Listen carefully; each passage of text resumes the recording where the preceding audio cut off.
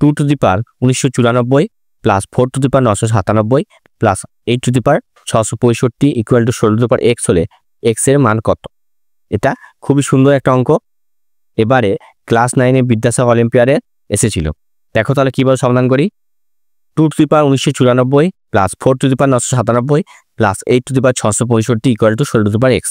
তাহলে আমরা কি করব, 2 টু দি পাওয়ার 1994 প্লাস 4টাকে 2 স্কয়ার লিখব প্লাস 8টাকে লিখব 2 এর cube equal to 16 to the power x।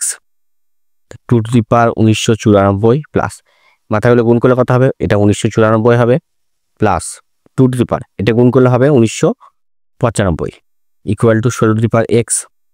তাহলে এখান থেকে আমি কি করছি, 2 টু দি পাওয়ার 1994টা কমন নিয়ে নেব।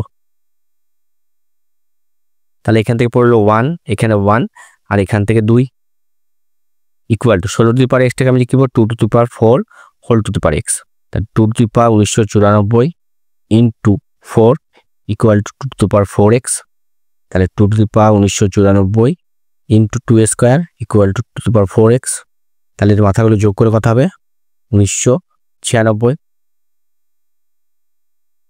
তাহলে এখন কি নির্ধারণগুলো সমান আছে, তার মানে পাওয়ারগুলো সমান হবে, অতএব 4x ইকুয়াল টু 1996 অতএব x ইকুয়াল টু 499।